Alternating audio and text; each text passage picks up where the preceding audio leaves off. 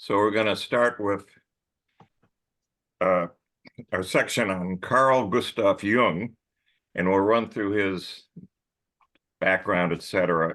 later. What we're going to start with is Jung's view on religion. He had a particular axe to grind there. So it all starts, I'm going to just go here to, hold on a second. I have to go find it now. I've been looking at this for around 30, here it is. 35 here it is. I got years it here. or longer.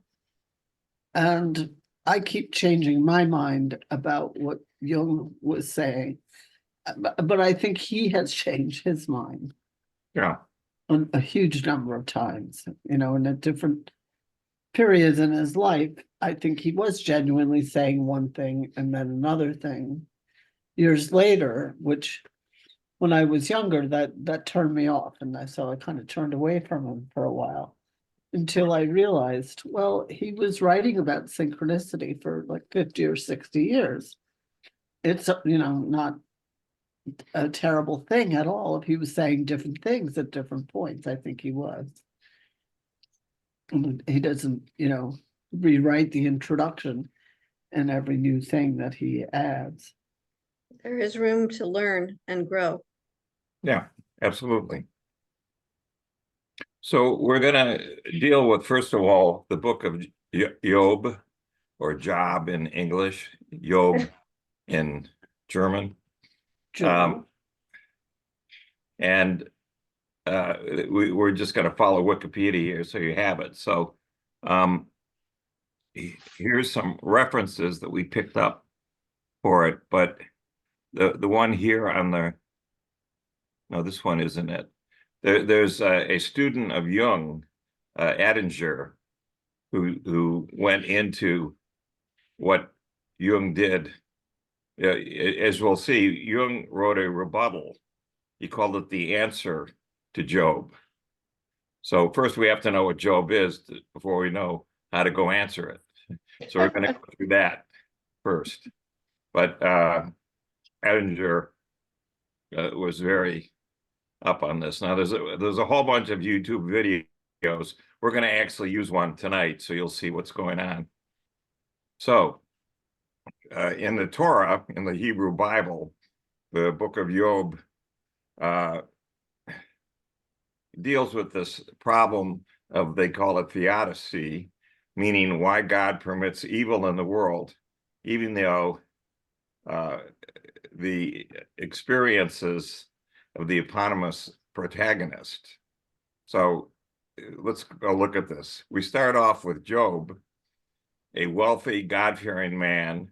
He has a very comfortable life, a large family. Life is good. And God is watching all this. So God asked Satan, and in Hebrew, Satan is literally the accuser, for his opinion of Job's piety. Job was not only wealthy, God-fearing, he very much worshiped God. And so having gone through this, God decides, after talking to Satan, to take away Job's wealth, his family, all of his money, his material comforts, following Satan's accusation that if Job were rendered penniless and without his family, he would turn away from God. Okay, so this is buried. Job, like Genesis, just doesn't fit into the Bible, but it's there. It's just out in left field. No one really knows where it came from. They think it was written sometime between the 7th and 4th centuries BC, but it's clearly a different genre. So there's a prose prologue and then an epilogue narrative that frames all this.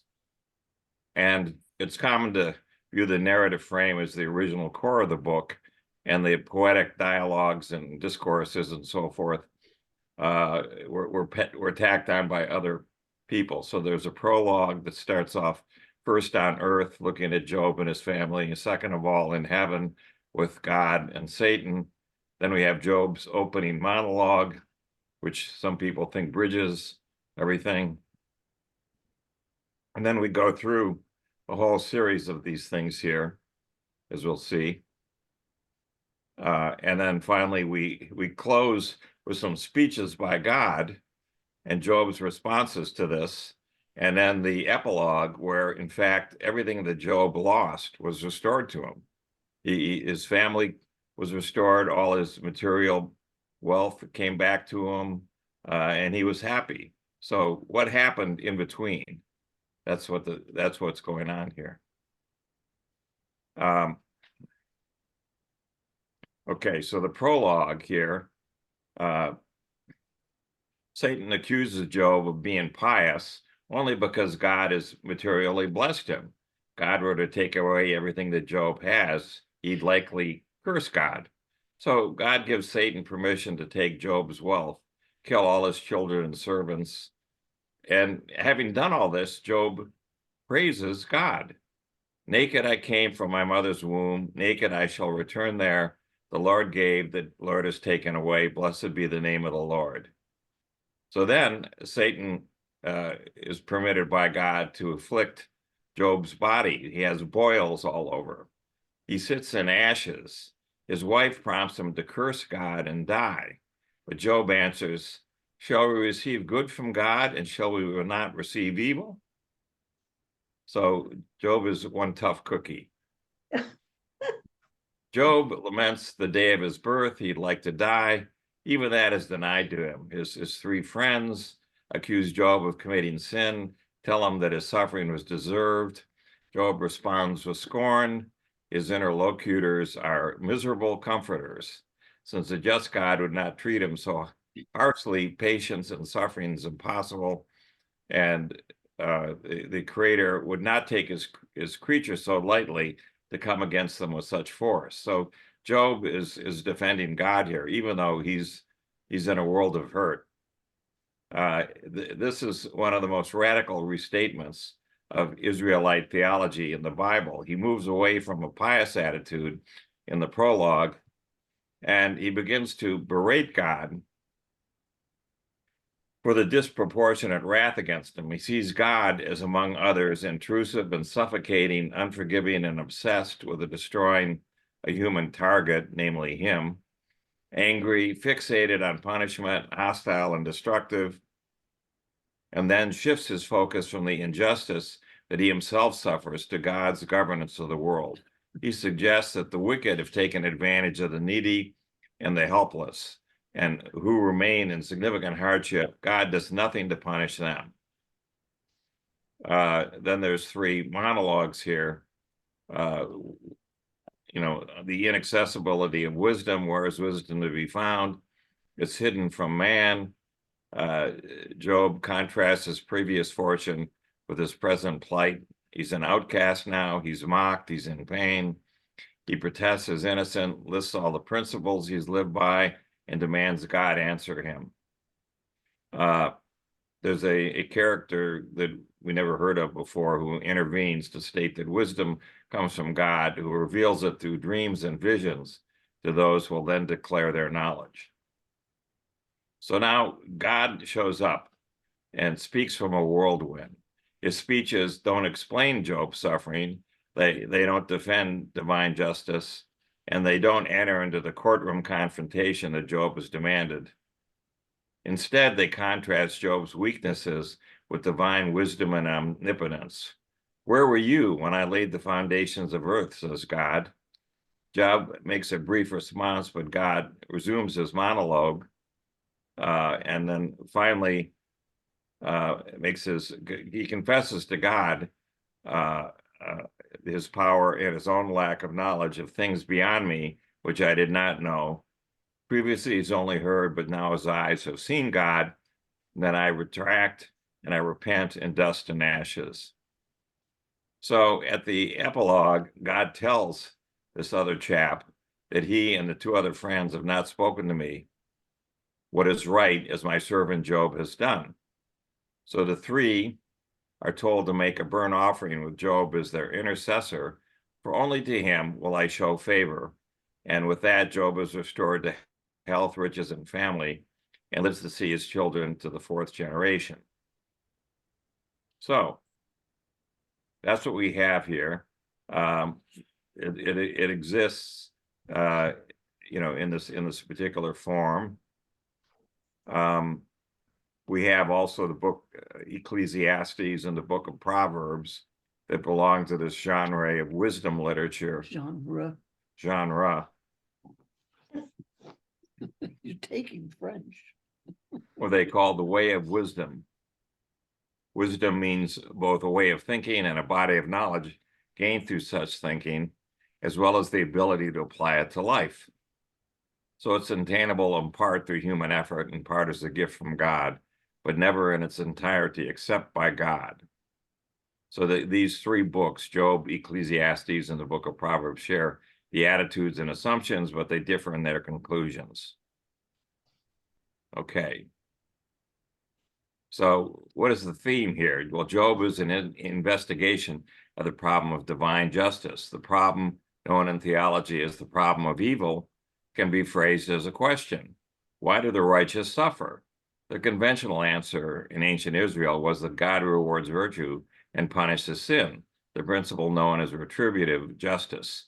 So this assumes a world in which human choices and actions are morally significant, but experience demonstrates that suffering is frequently unmerited. Job is that example. The biblical concept of righteousness was rooted in the covenant-making God who ordered the creation for communal well-being, and the righteous were those who invested in the community, showing special concern for the poor and needy. The antithesis were the wicked, who were selfish and greedy. And Satan, the adversary, raises the question of whether there is such a thing as disinterested righteousness. If God rewards righteousness with prosperity, will men not act righteously from selfish motives? So he asked God to test this by removing the prosperity of Job, who is the most righteous of all of God's servants. And this gives you everything. You get the theme from God's eye perspective, where Job is interviewed as a man of exemplary faith and piety, blameless and upright, fears God, shuns evil, and then you contrast all of this, in which Job never learns of the opening scenes in heaven where God is talking to Satan, or the reason for his suffering that creates this sense of dramatic irony. And so it goes. So Job's friends see his suffering and assume he must be guilty, since God is just. Job, knowing he's innocent, concludes that God must be unjust. He retains his piety throughout the story, contradicting Satan's suspicion that his righteousness is due to the expectation of reward from God, but makes it clear from his first speech that he agrees with friends that God should and does reward righteousness.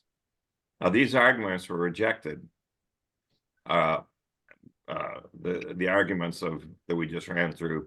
Job is wrong to accuse God of injustice, as God is greater than human beings. And the other side of it is, for suffering, far from being a punishment, may rescue the afflicted from their affliction and make them more amenable to revelation, to literally open their ears.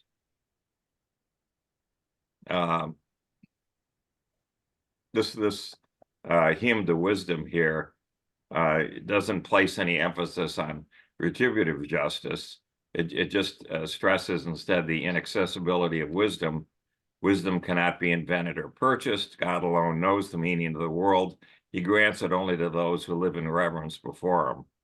And God possesses wisdom because he grasps the complexities of the world, and so forth, which God stressed in his speech when he said, "Where were you when I did X? I created the heavens and the earth. Who are you?" When God finally speaks, he neither explains the reasons for Job's suffering, nor does he defend his justice.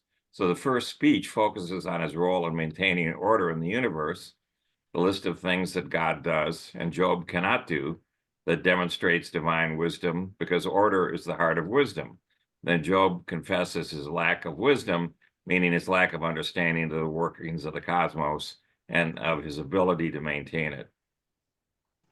The second speech was God's role in controlling Behemoth and Leviathan, sometimes translated as the hippopotamus and the crocodile, but more probably representing primeval cosmic creatures, in either case demonstrating God's wisdom and power. Job's reply to God in the final speech is longer than his first, and it's much more complicated. The usual view is that he admits to being wrong to challenge God, and he now repents in dust and ashes. But the Hebrew is very difficult to interpret, and an alternative understanding is that Job says he was wrong to repent and mourn, does not retract any of his arguments, which is a pretty big swing. And so at the end of it, God restores and increases Job's prosperity, but the divine policy on retributive justice is unchanged. This comes through in the period of the Second Temple. There's a history of interpretation here of this. There's a lot of liturgical activity here in Judaism. The Eastern Orthodox Church reads from Job during Holy Week, which is coming up, and Exodus prepares for the understanding of Christ's exodus to his Father. And with Job the sufferer is the Old Testament icon of Christ. And the Roman Catholic Church reads from Job during the first 2 weeks in September. So it's definitely in use. And it's found, I clipped over this, it's found Job is one of the 25 prophets mentioned in the Quran. He's mentioned that his place of trial was in Palestine, outside of this town, Ashkelon, and so forth. And the book is, because of the story that it tells, has been put into music. There's paintings, there's literature, there's plays, there's film, you name it, everybody inside. Neil Simon wrote God's Favorite, which is the modern retelling of the book of Job. There you go. And William Blake had an entire cycle of illustrations for the book. So, people love the story. In the 1996 Mission Impossible, the book of Job was a key influence here, and it showed up in other places. So this is what we come up with. We have Dostoevsky, we have Kafka, we have Bernard Malamud, Elizabeth Brewster, Archibald MacLeish, all kinds of people were all over the book of Job. There was a Russian film, Leviathan, that dealt with these themes. And there was an opera in 2015. And so it goes. So now what we're going to do is we're going to go switch over to a little movie. Hold on, and let me get the movie teed up.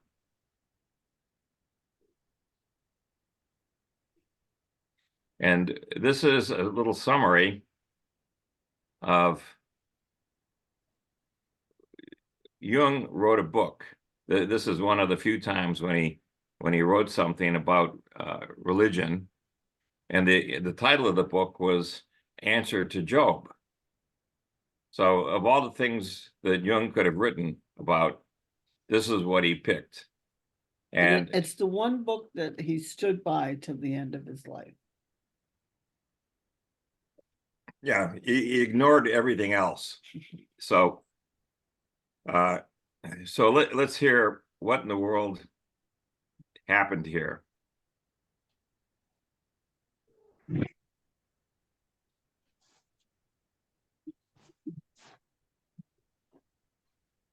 Now, there's something I wanted to get your opinion about, which is something of a debate in psychology, especially in Jungian psychology, is to whether consciousness, and so I sort of see consciousness as a reflection of the divine. Like our consciousness is something higher than sort of the unconscious instinctual human. But again, consciousness comes at this cost. It's very similar to the cost that we see in the Genesis story, where eating the apple causes one to leave the Garden of Paradise. And so I was wondering what you thought. Is consciousness necessarily a good thing or a bad thing, or is it more complicated than that? Is consciousness a good thing or bad? Let me first answer to the answer to Job. So Jung's book, The Answer to Job, which is a very, very, very fascinating, heretical, subversive, Gnostic reading of the biblical book.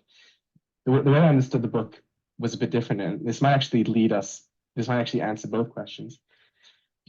Jung sees God in the book as almost being too pure and remove an abstract from reality, that God doesn't truly understand Job and Job's suffering. And Jung opens up a whole new layer to the book, which is just genius. Whereas the book has been read for thousands of years as God testing Job and Job not understanding God, and then God coming in the big whirlwind and saying, I created the behemoth, I created the Leviathan, I laid out the heavens and earth. Like, where were you when that happened?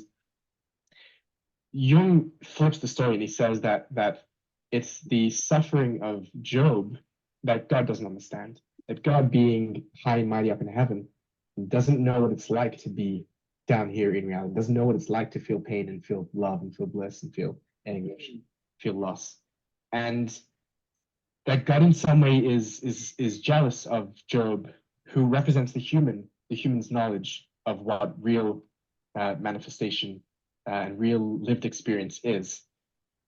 And this is my reading of the book, and it could be wrong, and it's been a while since I read the book, but it struck me that the genius of Jung was that Jung is creating a paradigm to question the very act of creation itself.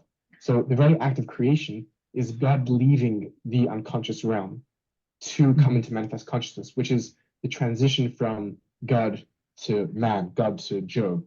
So essentially, the act of creating Job, the act of testing Job on the cosmic narrative, on the upper narrative, is in other words the act of God coming into manifestation to experience pain himself. Right? This might be. Tell me if this is a bit much, but what's happening here is that we've been speaking this whole time about. We've been using two very different theological notions. We've been talking about God is other and separate from the human, and then God is non-dual and one with the human. So the orthodox and mystical, let's call it. And what Jung does is Jung takes those and he twists them in a beautiful way. So we have this discussion between God and Job, but because it has to be non-dual, it's a discussion between God and God. It's a discussion between God as unmanifest and God as manifest. God is as above suffering and birth and death and life and love and everything, and God as us, as experiencing all those things as God is now because creation happened. And Job, God in creation, is questioning himself, the pre-creation God. Why did you do this? Do you really think this was a good idea to create creation? Do you really think that all of this suffering was worth it? Do you think, which is your question, do you think consciousness is good? Does this look like a good move to you, God? Look how messed up humanity is. They're killing one another.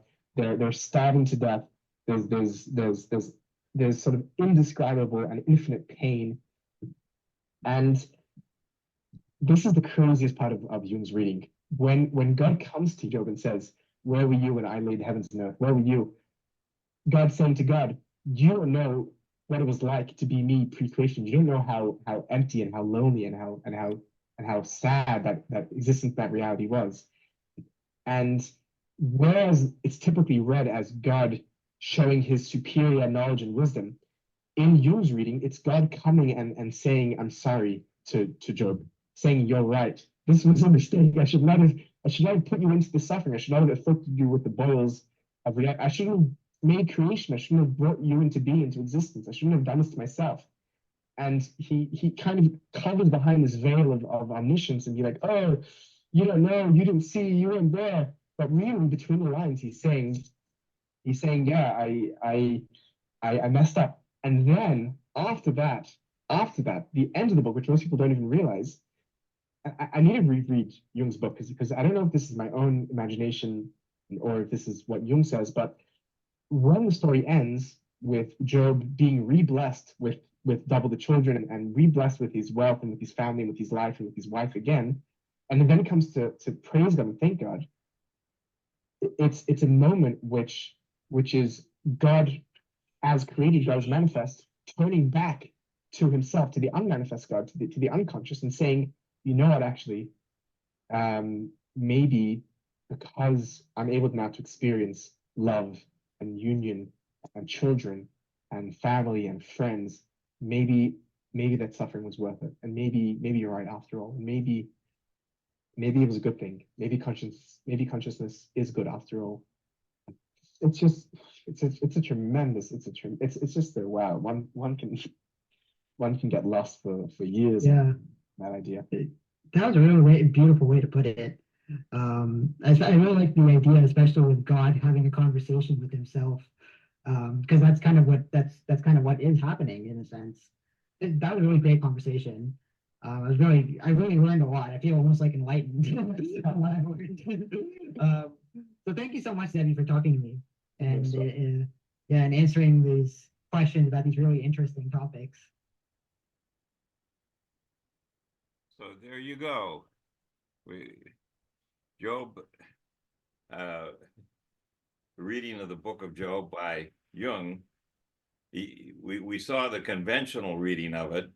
We ran through that, but Jung flipped it around, and God realized that, in fact, the question comes up: if God is everything, then how do you explain evil? And if God is good, where does the evil fit in? The way that people have chosen to answer this now is that evil's the absence of good.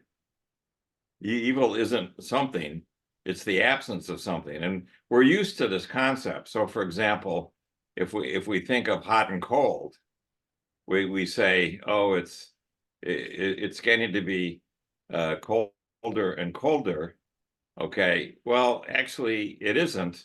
You got to go all the way down to absolute zero to where there's no motion whatsoever, and nothing's moving, and then that's cold. Okay, but anything short of that is warm. Are you talking Fahrenheit? Either one, Fahrenheit, centigrade, whatever.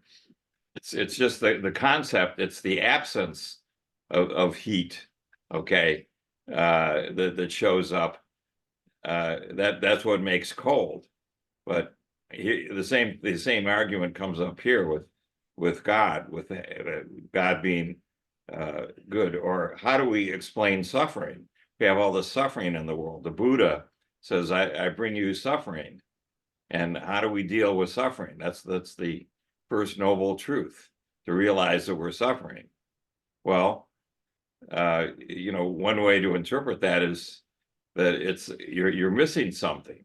Okay, the what you're suffering from is a lack of something, and that's what you should work on. In fact, through meditation, the Buddha recommended the Eightfold Way, but the Four Noble Truths are what they are, and that led to this notion of explaining suffering. What do you want to say? Well, thank you for asking. I see it almost in terms of the Kabbalistic concept of limitation in the Simpson. Can we bring that up from our But the Simpson? Yeah, from our webpage? Yeah, hold on. There needs to be, we could even say, the illusion of limitation in order for anything to separate from the absolute oneness, the amniotic oneness of the universe, requires this illusion of separation that the Kabbalists refer to as the Simsum. We have a poem in the syllabus. Can you go to the syllabus? Here we go. Okay. Okay, just go back to this. This is just taken from Wikipedia, so we all have a common base. It's that you can kind of pronounce it either way. Simsum or Simsum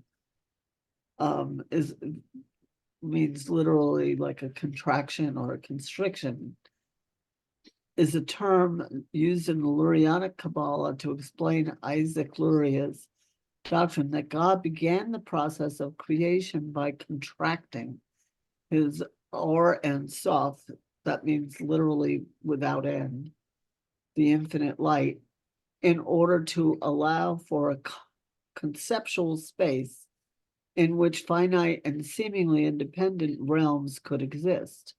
This primordial initial contraction forming I'm not going to say that right, a vacated space is how I was taught it, into which new creative light could beam, is denoted by general reference to the Simsum. In Kabbalistic interpretation, Simsum gives rise to the paradox of simultaneous divine presence and absence within the vacuum and resultant creation. So the teaching is that there couldn't be any creation without a vacated space for which the divine to pour itself into. It needs to contract. So it withdraws from part of the space in this artificial way, but then some of its essence can be poured into that finite space that's set aside, and there you can have individuality. So this could refer to a person. It could refer to Job. So the idea is that the divine contracted itself from the totality in order to have a finite, they would use the word vessel, which again, it could be a human being with consciousness, for that entity to experience finiteness.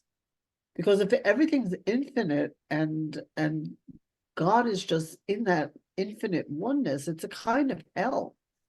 There's no experience, there's no, there's no memory, there's no love, everything just is forever and ever and ever, and it's kind of hellish. I've had visions like this myself. So Jung's interpretation is that the creator God was separating itself from Job, but then in this kind of crazy way was projecting his own fault onto Job, because they were all one.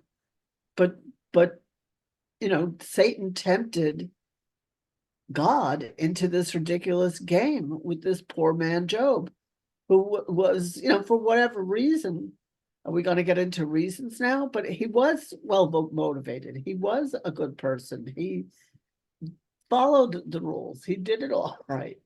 And he was still tortured and tortured and tortured. And he remained loyal for a really long time. I've had these experiences myself. But then what Jung's hypothesis is, which I think is very interesting. I'm not going to judge it as theologically true or not, but he said that from that experience with Job, God realized he did not understand finiteness. And here he was condemning Job for the simple flaw of being as God had made him, as being finite, of being limited. Whereas the unlimited God has no experience of limitation. So that was why he decided to come to earth as Jesus Christ, to have this experience of being a limited human on earth, so that then he could have some hope of understanding. So it's this idea that this infinite, limitless, for lack of a better word, entity or consciousness cannot possibly comprehend finite consciousness without this membrane between the two of this kind of this artificial. So can we read the Isaac Luria's poem now? Where did we put it? It's in the opening pages of the syllabus. Okay, hold on. So this is Jung's, I think, really kind of daring I'm gonna hypothesis just get out of this. that this is part of the evolutionary process of the archetypes beyond, if we go into, Yeah, I know where it is. is that the second or third page?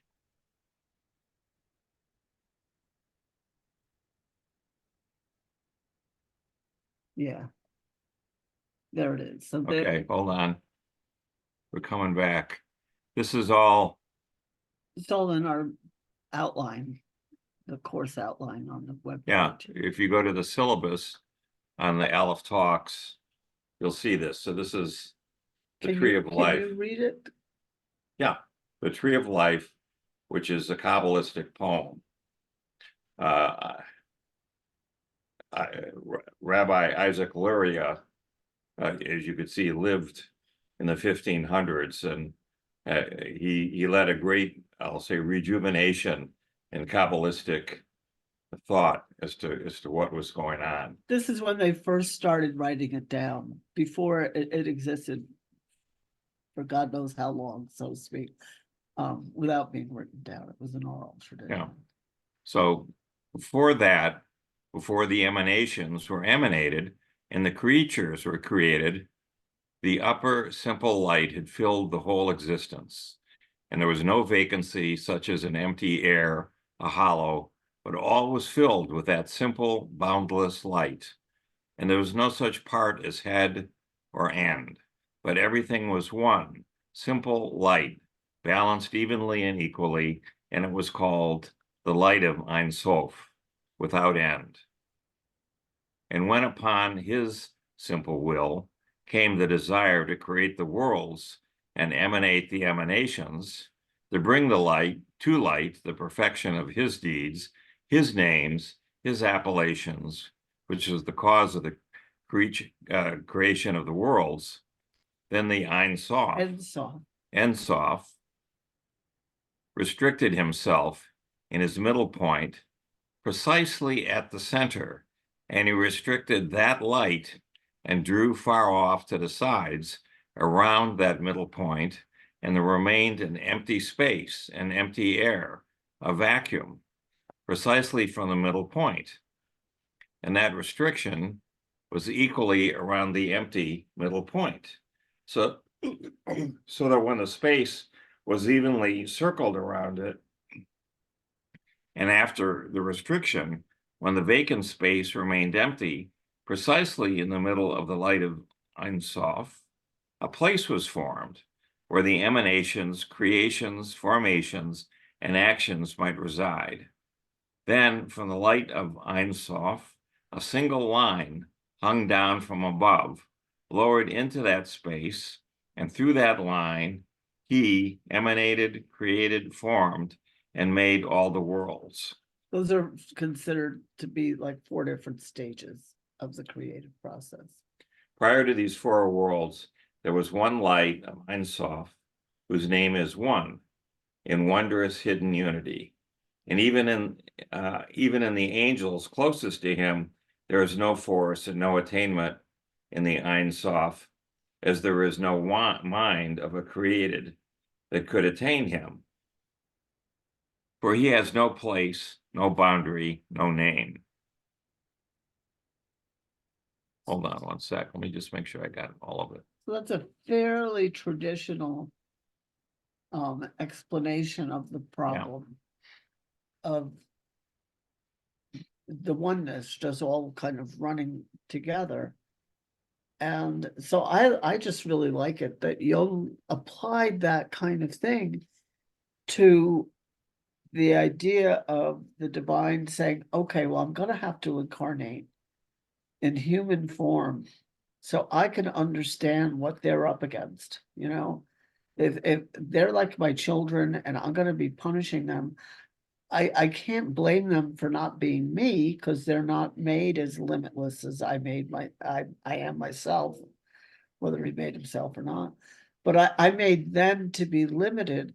So I need to understand more of that existence, which the idea is that the archetype of the Godhead had never walked among us and had never known what finiteness was like. So that was what Jung meant by, he meant that the Christ, which is an ancient archetype, again, it really comes out of Greek thinking. But there was this idea for a long time, for many thousands of years, of some kind of a sacrificial martyr that was going to be incarnated from above. And this had to do with the precession of the equinox and different things kind of timed it. But that so that the divine could have the evolutionary experience of limitation, which I think is pretty revolutionary. And Yeah. that's the kind of thing that I really like about Jung. And I took a wonderful class with my friend Royce, who was a guest lecturer with us once, at the Jung Institute in New York, on Edinger's book on this concept of Jung's, that I think made it a lot more accessible than Jung did himself. So we have something about that. Yeah. So one of the things I want to pick up on here, we've talked about the symptom and so forth. So we are going to cover cosmology and astronomy and astrology and so forth. That's coming. We haven't lost sight of that, but I'll just give you a preview, which was what had happened with Hubble and the other astronomers in the 1920s was their telescopes showed that all of these stars, all of these galaxies are all moving away from one another. Well, if they're moving away from one another, then that suggests they all started out together in one place, okay? And what breaks down though at that point is exactly what happens when things were all together. The way that the physicists jumped on this was they said, oh, it's like the book of Genesis. Let there be light, and there was light, and so forth. So they viewed this as a big bang, that the universe, that there's suggestions, back of the envelope calculations, how you ever check these things, that the universe, everything was like 2 feet across. And 2 feet is 2 feet, okay? So then though, it started to expand. And there was this notion of inflation, that space itself stretched and expanded all around, and it expanded 30 orders of magnitude in a blink, which is inconceivable. We have no idea what that means. And that meant that all the stars that we see are all spread around the sky evenly. There's no clumping of stars that you might have when you just have an explosion. They got smeared out by this notion. And then we've been expanding, but probably at some point we're going to stop expanding and contract again. We're nowhere near that right now, apparently. And when we contract, then we'll go through the whole thing again. So this matches what the Vedic texts talk about, which is that there's nothing but cycles in the universe, and we're in the 29th cycle. I have no idea where these numbers come from. And there'll be many more cycles coming. Now, Ron Cowan went ahead and observed, went back in time and observed what the universe was like. And what he saw was that everything did, in fact, collapse into a very small area. But there was no bang, there was no nuclear fireball. There was just this incredible expansion that took place, and that led to things happening all over the place. And basically, we're now 100 years later from when Hubble and these other astronomers noticed the stars all moving away from one another, the galaxies all moving away. We now have a telescope on the backside of the moon, the James Webb telescope, and it's going back and taking pictures, especially in new wavelengths that other satellites didn't have. And they're showing that apparently there wasn't a bang, okay? Every day, there's more and more evidence piling up that there wasn't a bang. There was, everything was together, and now it's all expanding, which is what Ron observed. And I asked Ron repeatedly, where's the nuclear fireball? Where's the, where's all the raw, atoms, the protons, the neutrons, the electrons, and he said, no, there's nothing like that at all. It's just expanding. So, it looks like Ron's observations are confirming what these telescopes came up with, and the end result is it creates our universe. Now, one of the consequences of this theory is that there's many, many universes, okay? And we happen to be in one of them, but there's a gazillion others. And that means that there's space in between So what in the world is in between the space between the universes? Who knows, okay? But there's something, there's a nothingness there. It's not space, it's just emptiness. And these universes are all expanding, and apparently they collide with one another and merge. And so maybe that's what has caused a lot of the artifacts that we see in these measurements that are here now. This picture we've got on the screen is the 10. It's a abstraction of the tree of life with the 10 Sephiroth. So there's 10 horizontal lines there, and they're the energy of the light of the Ein Sof there you could interpret as the crackling white lines that are connecting up and down throughout this thing, energizing everything, creating everything. So there's more to the book of Job than you would think. It's not when Jung, the thing you have to keep in mind with Jung is Jung never screwed around doing any minor stuff.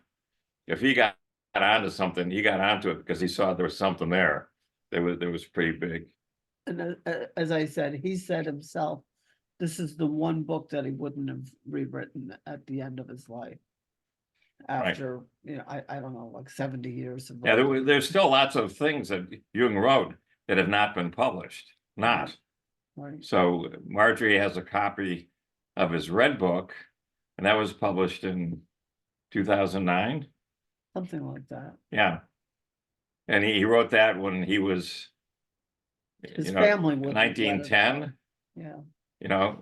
2000, it's 100 years old. They just released it. Yeah. Then. And And there's a there's- lot more like that. There's Yeah. a lot more materials that people around him were afraid would be too out there. Yeah, people can't. Well, we'll come to it and you'll see. So I'm gonna Go to the Edinger thing now, right? the Edinger thing. The Edinger. The only thing I have for Edinger is those, I have some videos, but there's no, Yeah, yeah, the video of him. hold on. Give me a second. I thought we had agreed on this. I'm sorry. We had.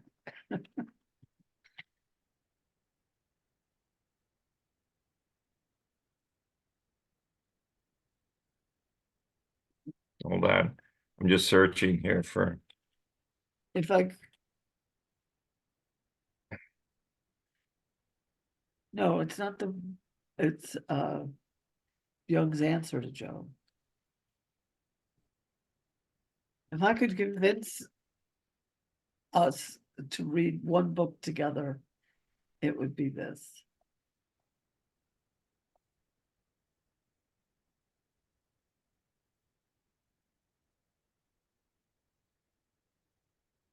yeah, I'm just looking to see, there's a bunch of things here. This one we just did. This one is Jordan Peterson. So he has a lot of stuff. Well, why don't you put Edinger in the search? Because I didn't, because we had all these other things. Let me look.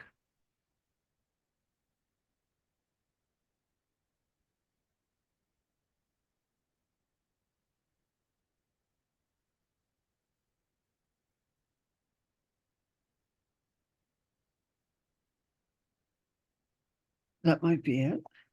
So we'll try this. Here are three things you should know about humanitarian Hold on, I have emergencies. to get by the ad. One, emergency. In the book of Job, No. Or, No, no, it's the next one. it's the next one. Here, this one.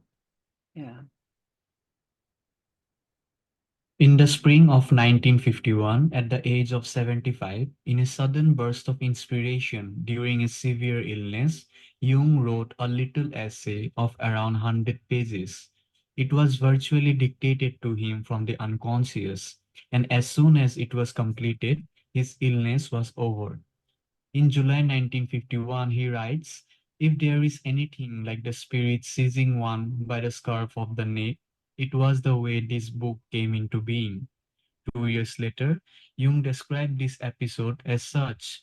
The experience of the book was for me a drama that was not mine to control. I felt myself utterly the causa ministerialis of my book. It came upon me suddenly and unexpectedly during a feverish illness. I feel its contents as the unfolding of the divine consciousness in which I participate, like it or not. This book was titled Answer to Job. In appraisal of this book, Edward Edinger says, "In my opinion, it has the same psychic depth and import as characterize the major scriptures of the world religions. In accordance with the modern mind, it differs from these scriptures in its modesty of expression and in the objective consciousness that illuminates it. One should not be deceived by its personal, unpretentious style. It is this very quality that demonstrates its authenticity. Although he describes the most profound encounters between the ego and the archetypal psyche, Jung never falls into an identification with the archetype. His attitude is always that of the limited human ego. It is never inflated or grandiose.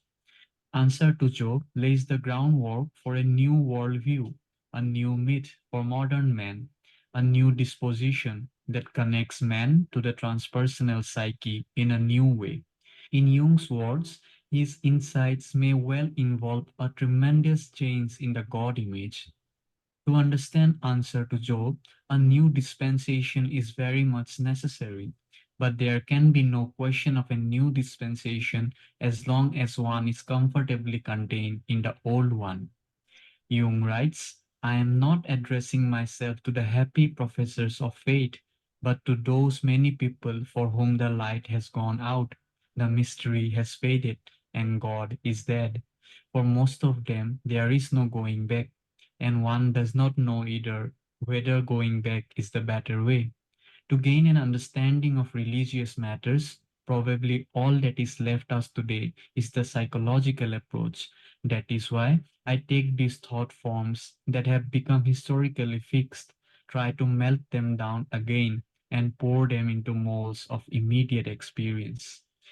Now, here is a need to make a distinction between containment and relatedness. Containment is an unconscious phenomenon of psychic identification. One can be contained in a religion, just as one can be contained in a family or other collective group. One then has no individual living relation to the numinous archetypes. Relatedness to a religion, on the other hand, means connecting with it out of one's individual numinous experience. In this case, we don't have a community of believers, but rather a community of knowers, or better, a community of individuals, each of whom is a carrier of the living experience of the self. Hence, the psychological approach to religious imagery is not available at any depth to one who is contained in a particular religious myth. Jung is quite explicit about this. I do not write for believers who already possesses the whole truth, rather for unbelieving but intelligent people who want to understand something. The believer will learn nothing from my answer to Job, since he already has everything. I write only for non-believers. However, since the Judeo-Christian myth is at the foundation of the Western psyche, we are all believers to some extent, either consciously or unconsciously. That is, we all have some residual psychic containment in that myth. This means that answer to Job will be a cause of offense or misunderstanding for practically everybody. If one is a religious believer, he will be afraid of acknowledging his unconscious doubt. If one has no religious beliefs, he will be afraid to admit his sense of spiritual emptiness. These are the two most common sources of offense to the readers of Answer to Job. Either one is offended that Jung describes Yahweh so outrageously in contradiction to the dogmatic God image in which he believes, or one is offended that Jung takes so seriously the primitive anthropomorphic image of God that has long since been discredited by the rational intellect. Answer to Job is a psychological commentary on the entire Hebrew Christian myth as it is enshrined in the Bible in both the Old and the New Testaments. The Bible contains highly numinous archetypal contents which are dangerous to approach under certain conditions. It is dangerous for one who is aware of psychic reality, but it is relatively safe for one who is embedded in a religious orthodoxy. In that case, the powerful archetypal images, like wild animals, are safely caged behind the bars of the creed. The Bible is also safe when approached from a purely rational intellectual standpoint, as do the biblical scholars. In that case, it is as if one studied pictures of Africa and its wild animals. But if one is open to the unconscious and to psychic reality, then to approach the numinous contents of the Bible is like going on a real African safari and meeting the untamed power of life face to face. Psychologically, the danger is inflation, to be eaten up by an archetype. The best protection is to be connected with one's wholeness, most definitely including one's dark and guilty limitation. As Jung tells us, in these circumstances, it is well to remind ourselves of Saint Paul and his split consciousness.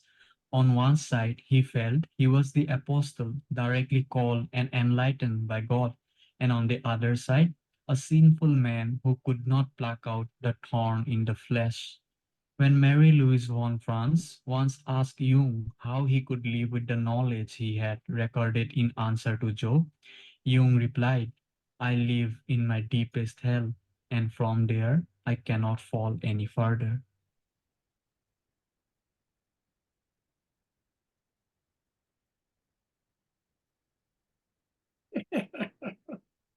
So Oh, yeah. you start to get a taste for Jung and how he thinks, how he frames questions, how he goes after things, and he himself was an incredibly literate person who just vacuumed up, knowledge like there was no tomorrow. So, when he puts some stuff together, like this, it's pretty powerful. You want to share a screen here? What? No, I want to look for the video that we were looking for. Oh, okay. No, you got to go to, you're in search. Yeah, that's where I want to be. Okay. Uh, A strange view. What a strange view of consciousness. Well, it's Jung. There's a snippet you'll find here on YouTube. It's an interview, and the interviewer is asking Jung, do you believe in God? And Jung smiles, and he looks at him and he says, I know him. And the interviewer is like, what? He's scratching his head, like, what in the world is going on here? And Jung says, no, I mean, he didn't say, I know him. He said, no, I know. I know. So anyway. All right. So I think this might be. I mean, it's a strange view of consciousness that it came from God. Yeah. Well, what do you think he means by God? You think he means a man with a beard? He Something does. like that. That's not what he's saying. Well, the thing is that in terms of the Buddhist understanding of philosophy, it has no beginning and no end. If you can go see. Oh. And suffering has a cause.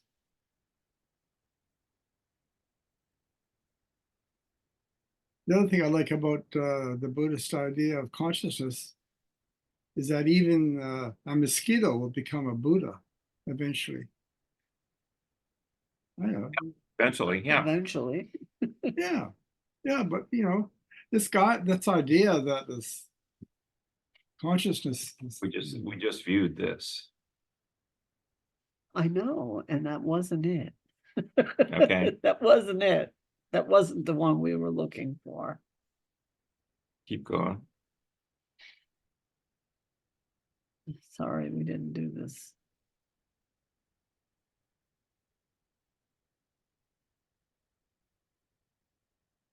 Well, I'm sorry. Okay. It was one of these. Yeah, but I didn't pick these. That one's 5 minutes, so do the 5-minute one.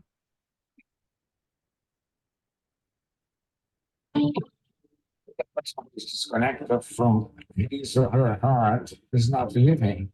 The divine energy is lost.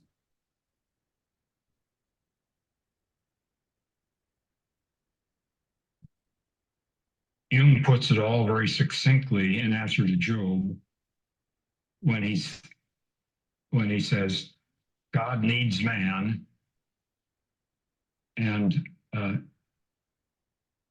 encounter with man has an effect on him.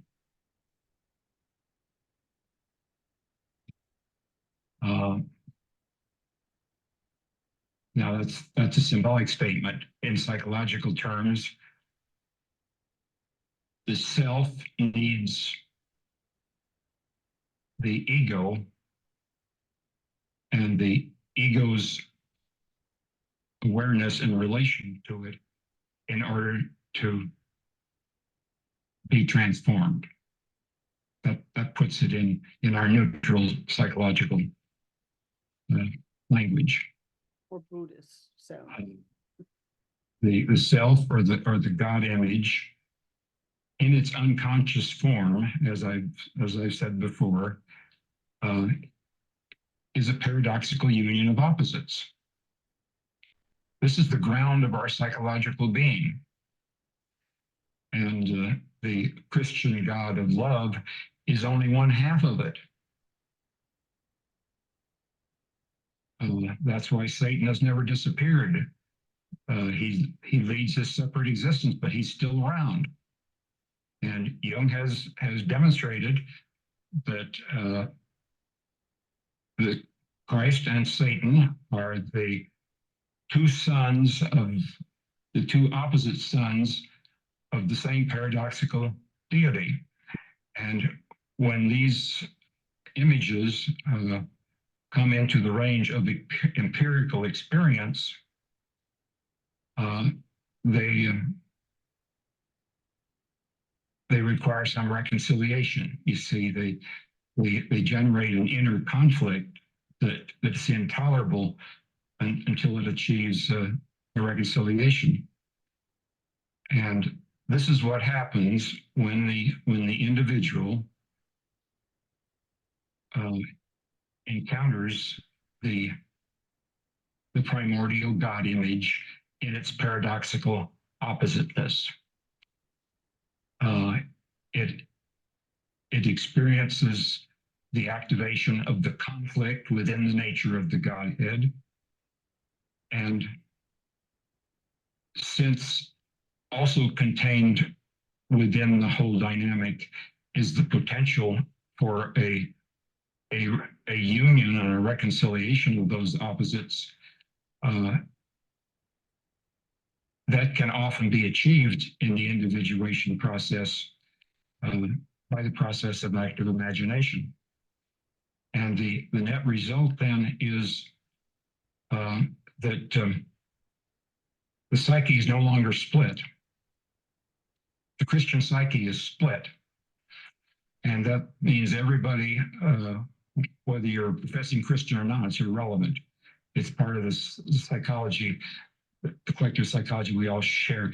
We're all split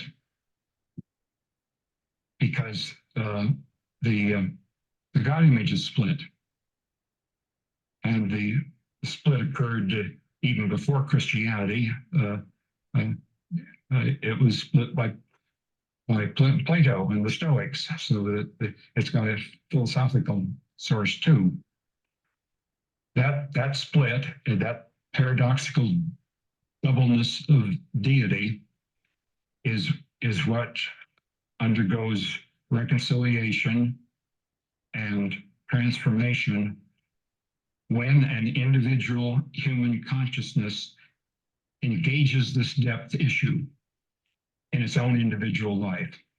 Then that little piece of the collective psyche that is carried by the individual has been transformed. And if there are enough individuals who have had this experience and who have participated in this transformation of the God image, then they act as a kind of leaven to society as a whole, and very gradually a new collective God image is born out of that society as a whole. Every day you make big decisions. You crack every crisis and tackle every task. But sometimes you need a little something more. Stop it. Stop. Make it stop. Okay. So that's Ettinger, who is one of the people that's interpreted Jung's writings, and We'll come back next week with the one that I thought There- we there- had this. yeah, this there's time. longer videos with Ettinger, and he's talked about different things, but I think for now, that's all we'll do on the book of Job, and you'll see, you start to get an appreciation for who Jung is, what's going on here. Well, for me, it's also, did we have any more from, it's, Any more what? I didn't know if we had more actually source text from the Bible or, No, okay. this is what we've got. But what, how psychological the biblical text is. Yeah. what it's really talking about. So now we'll spend some time running through surveying who Jung was, and we said this before. He was born in, I think, 1875. He died in 1961. But I think it's really in the 21st century that his ideas come into play, that people start to popularize and run with his ideas, as we'll see. So there's a whole bunch of sources here for this Jung overview. We always have Wikipedia that we draw on, but then there's the notion of archetypes that he dealt with, this persona, the shadow, the ego, the collective unconscious that is underneath everything. But he had many, many other sides to him. Just one example was he funded the Nag Hammadi library, trying to get this accessible to people. And a lot of this is actually online now. Joseph Campbell popularized a lot of the notion of hero and archetypes that Jung was credited with popularizing. The person that we touched on, what was her name? From Marie-Louise von Franz. Yeah, she just focused on fairy tales and the archetypes and fairy tales that people came up with. Again, these are stories that have been handed down word of mouth for millennia. And, Jung really supported her in this, and he loved what she was coming up with. And then we touched on this red book, which we'll come back to, and just a whole bunch of researches that Jung did. So here we go. Carl Gustav Jung was born in Switzerland. The problem is he started off in psychiatry and was a psychoanalyst, and he founded his own school of analytical psychology. He had a break with Freud. Freud viewed him as his successor, and he had a break with Freud. And he's one of several Austrians, Viennese, that had their own schools of analytical psychology.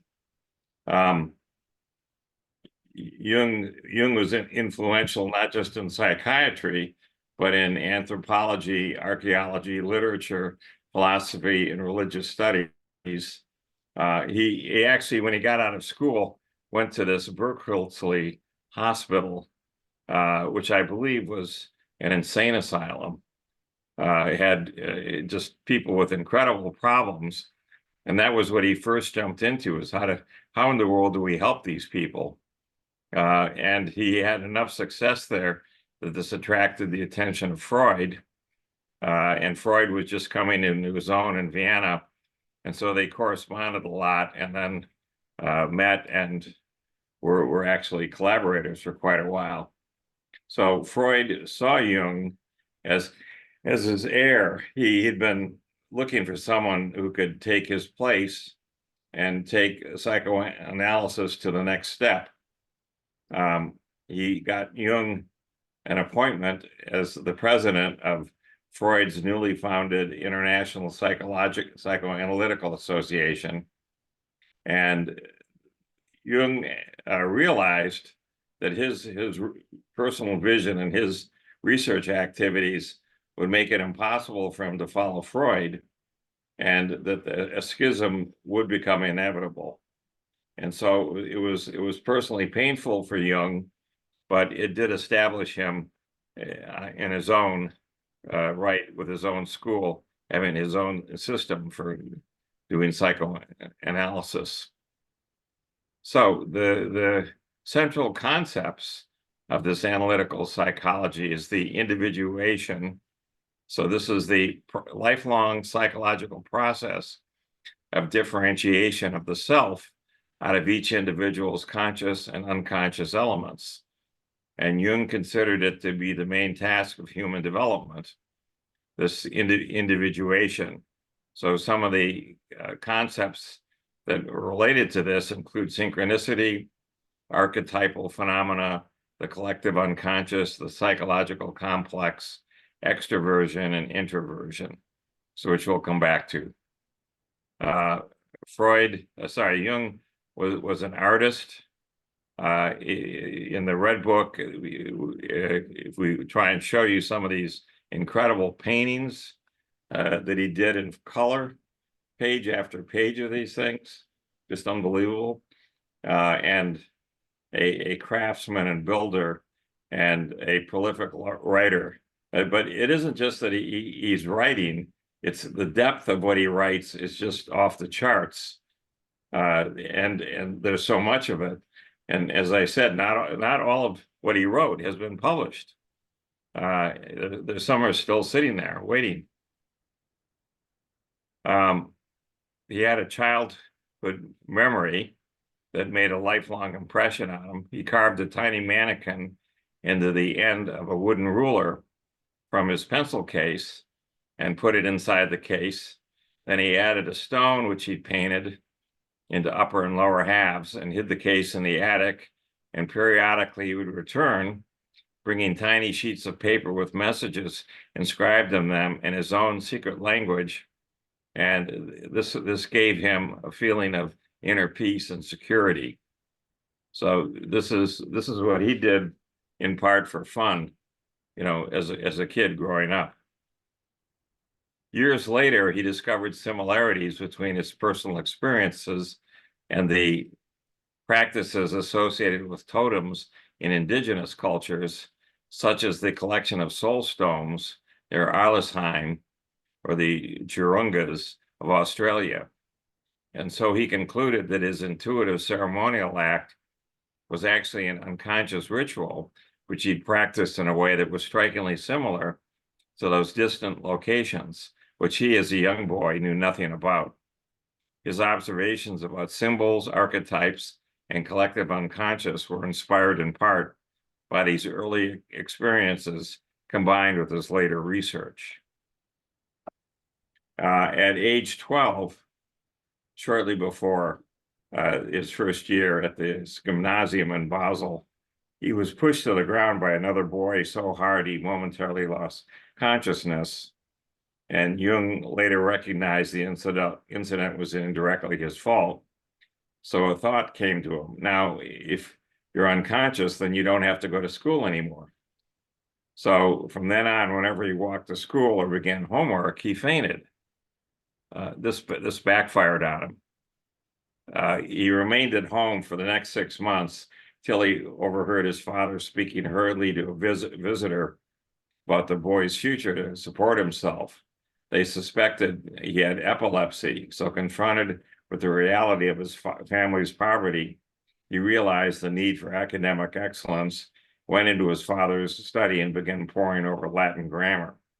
He fainted 3 more times, but eventually overcame the urge and did not faint again. And this event was when I learned what a neurosis is. This is how he deals with these things.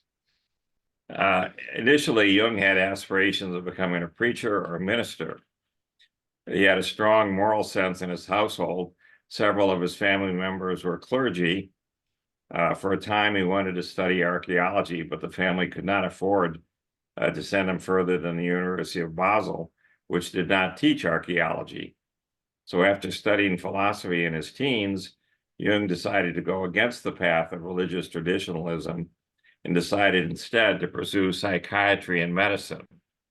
Go figure, you know, how he sees the relationship between psychiatry and medicine and traditional religion. His interest was immediately captured because this combined the biological and spiritual, exactly what he was searching for. He began studying medicine at the University of Basel, and roughly a year later, his father died and the family was nearly destitute. They were helped out by relatives who also paid for Jung's expenses. And during his student days, He entertained his contemporaries with a family legend that his grandfather was the illegitimate son of Goethe, the great German polymath. You name it, Goethe had done it. And his German great-grandmother, Sophie Ziegler. In later life, he pulled back from his tale, saying only that Sophie was a friend of Goethe's niece. It's a little different. So, quite a pullback. In 1900, he moved to Zurich and began working at the Berkeley Psychiatric Hospital under Eugen Bleuler. And Bleuler was already interacting with Freud. So Jung's dissertation, published in 1903, was entitled "On the Psychology and Pathology of So-Called Occult Phenomena." It was based on the analysis of the supposed mediumship of Jung's cousin, Helena Preiswerk, under the influence of Freud's contemporary, Theodore Flournoy.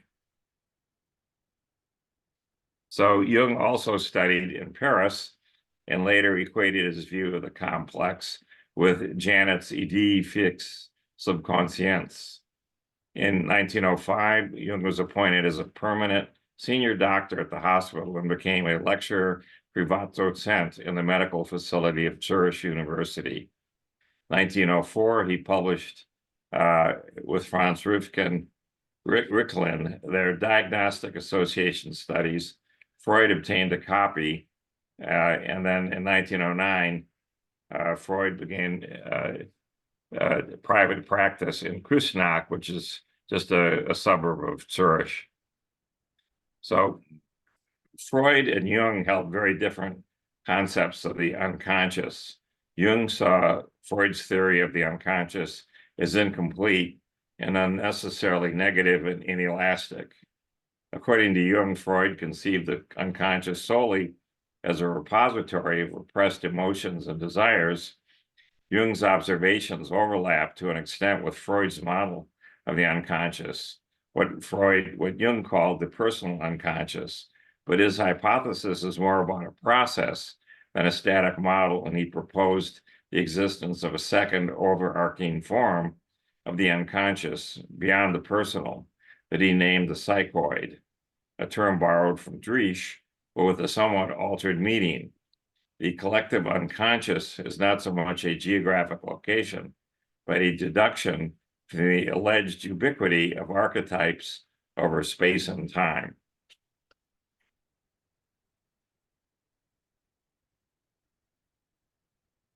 So Freud and Jung saw their personal and professional relationship fracture, each stating that the other was unable to admit he could possibly be wrong. There was a break in 1913.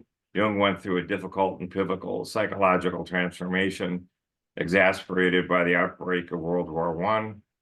Henri Ellenberger called Jung's intense experience a creative illness and compared it favorably to Jung's own period of what he called neurasthenia and hysteria. This was when he did the Red Book. Jung, yes. Yeah, Jung did the Red Book then. Many people thought he had a mental breakdown in doing this. And he's doing this at age, 38, 39, 40, several years. And yet he has there were these black books that he had his notes in, and then the Red Book was taking all the ideas in the black books and putting them into this incredible text.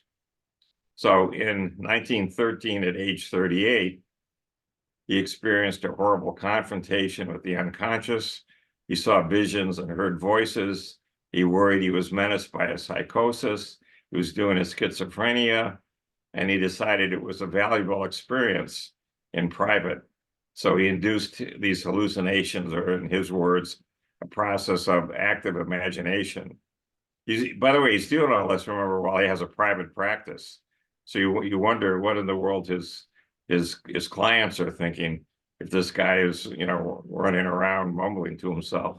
No, he kept it together. Yeah, And he was also working in a clinic, right. He was working in the clinic at the same time. but also seeing patients at his own house. And then kind of having this part-time, Right. you know, whatever you want to call it, adventure. But he did things like sandbox therapy, you know, like Right. now that's pretty standard. But that's when he, if he didn't invent it, he appropriated it for that use. And spent hours and hours doing things with in sandbox on his property. Yeah. So he recorded everything he experienced in what were called the Black Books, 7 volumes of which, except 2 of them have brown covers. So he then began to transcribe his notes into a large red leather bound book on which he worked intermittently for 16 years. Okay. And this red book is mind-boggling what he did. Well, there, I have someplace on the computer a collection. We'll share that with you next time. Right. There was a entity called Digital Fusion that scanned the manuscript with a very high resolution scanner and published it in 2009 in German with a separate English translation, along with some introduction and footnotes at the back of the book. So according to Sarah Corbett, reviewing the text for the New York Times, the book is bombastic, baroque, and like so much else about Carl Jung, a willful oddity synced with an antediluvian and mystical reality. So she didn't know what to make of it. It got a lot of really positive reviews, and Yeah. this was a wonderful show. Yeah. The Rubin Museum of Art displayed the original Red Book, as well as some of Jung's original Black Book journals. And then during the period in which he worked on this book, Jung developed his principal theories of archetype, collective unconsciousness, and the process of individuation. So 2/3 of the pages bear Jung's illuminations and illustrations to the texts. So the paintings are incredible. We're getting some enlarged and framed for the dining room soon. Yeah. So Jung's thought was formed by early family influences. On the maternal side, this was an interest in the occult and in solid Reformed academic theology. But on his father's side, there was 2 important figures: his grandfather, the physician and academic scientist, Carl Gustav Jung, and then the family's actual connection with Lotte Koester, the niece of the German polymath Johann Wolfgang Goethe, Lurchen. So Lurchen appears in, I forget where it is, that I don't think it's Faust, but it's somewhere in there. So Jung was a practicing clinician and a writer, and he founded analytical psychology, but much of his life work was spent exploring related areas such as physics, vitalism, which is a theory of consciousness or why we're alive, Eastern and Western philosophy, alchemy, astrology, and sociology, as well as literature and the arts. And his interest in philosophy and spiritual subjects led many to view him as a mystic, although his preference was to be seen as a man of science. Actually, that's not really true. He wasn't viewed as a mystic. He was viewed as a hexy, which in German means warlock. That's, people didn't know, like, is he making potions and, you know, cranking out spells? What's going on? So Jung developed this concept of archetype, which he borrowed from anthropology to denote supposedly universal and recurring mental images or themes. Jung's definitions of archetype varied over time and been the subject of debate as to their usefulness. One of the things to keep in mind with this, though, is that Jung taught himself astrology, and he made a natal birth chart, an astrological natal birth chart for pretty much every one of his clients that he had over the years. And so this by itself gave him some notion of where these influences, where these archetypes might come from by looking at this astrological birth chart. The archetypal images that came with this are universal symbols that can mediate opposites in the psyche. So Jung was very big on having opposites, yin and yang, something, so there's always a balance. It's never swung all toward one side or all toward the other. There's always things paired up. And this is often found in religious art, in mythology, and in fairy tales across many cultures. He had the notion of the complex, or the repressed organization of images and experience that governs perception and behavior. So these are foundational concepts here that made up what he called analytical psychology. We have the ego, the center of the field of consciousness, the part of the psyche where our conscious identity, sense of identity and existence resides, the ego. You have the collective unconscious, or the aspects of unconsciousness experienced by all people in different cultures. It could be that they're experienced not simply by all people, but by plants as well, or by animals. There's the anima, the contrasexual aspect of a man's psyche. He's interpersonal feminine, conceived both as a complex and as an archetypal image. And then there's the animus, the contrasexual aspect of a woman's psyche, her interpersonal masculine, conceived both as a complex and an archetypal image. So this is a lot to chew on here, but it shows you, who Jung was. The self is the central overarching concept that governs this individuation process, as symbolized by mandalas, the union of male and female, totality, unity.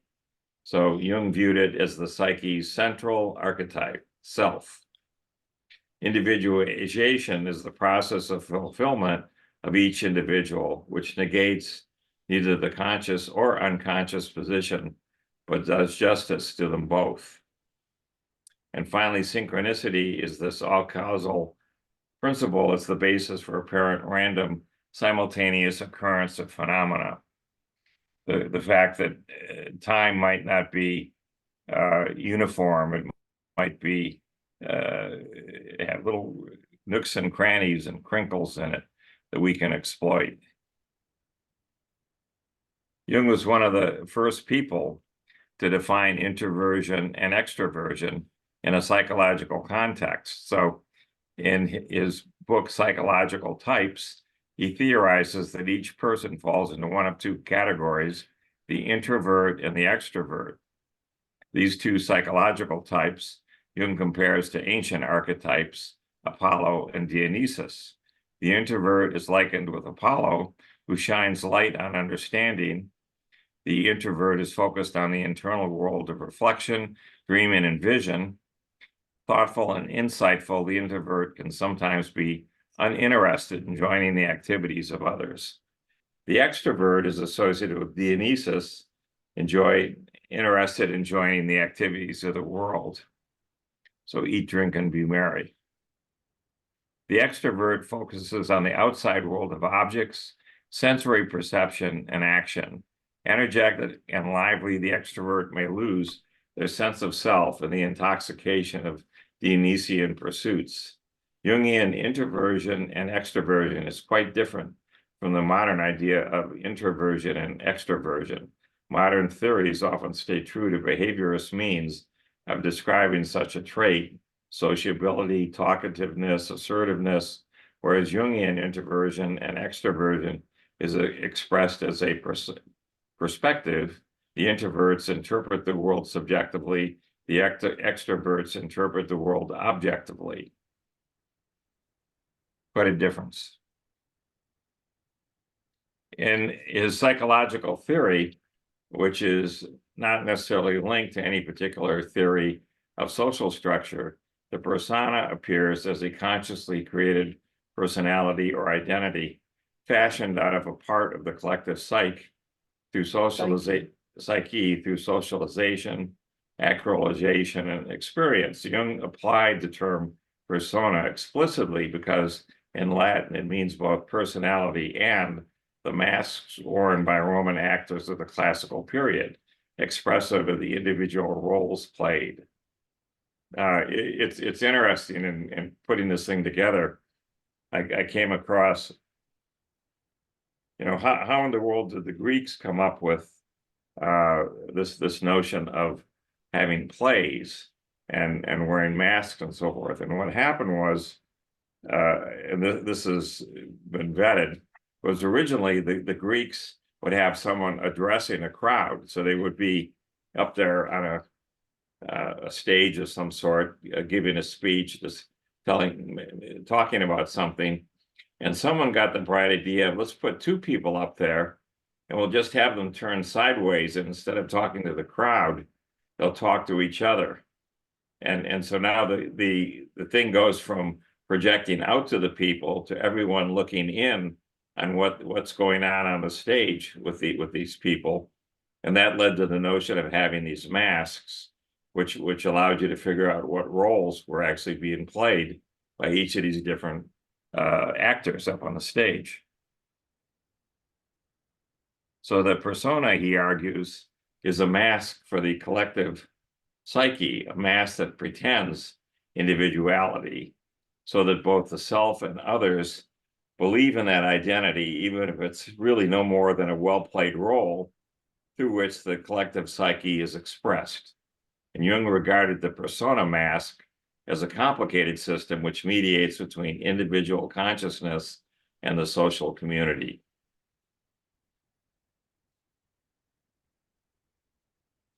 It's a compromise between the individual and society as to what a man should appear to be.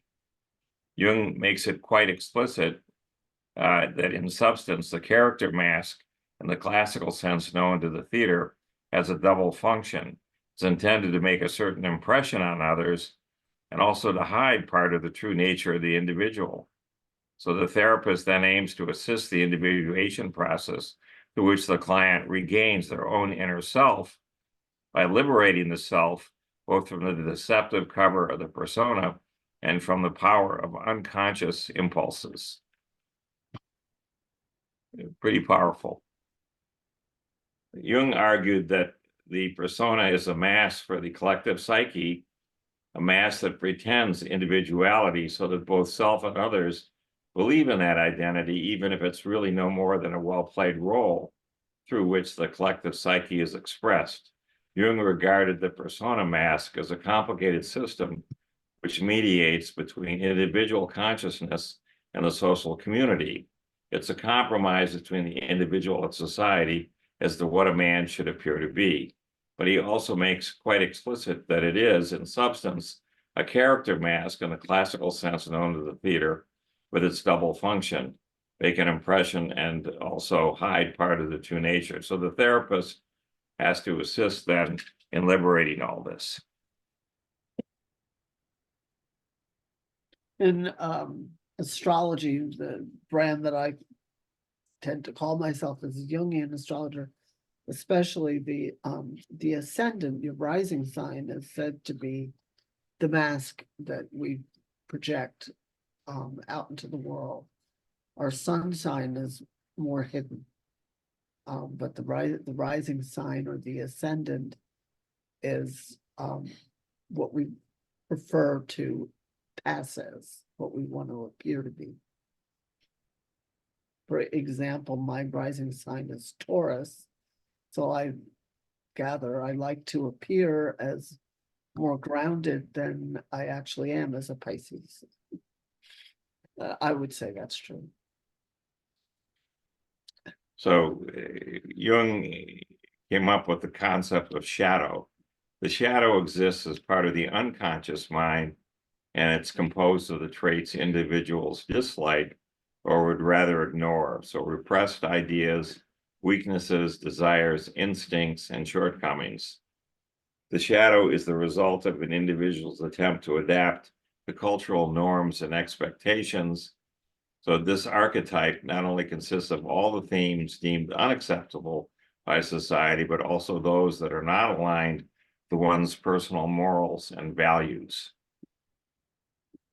The And shadow, that's the descendant in the chart. It's the opposite of the right? rising degree. So Jung argues the shadow plays an important role in balancing one's overall psyche.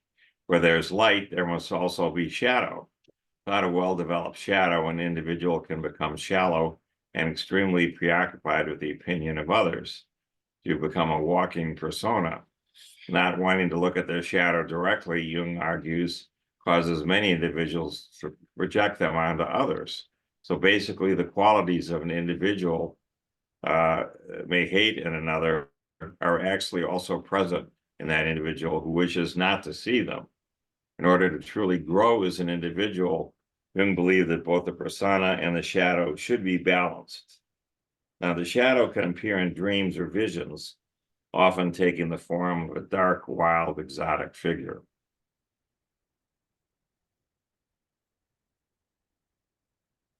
Spirituality. Jung's work on himself and his patients convinced him that life has a spiritual purpose beyond material goals. Our main task, he believes, is to discover and fulfill our deep innate potential.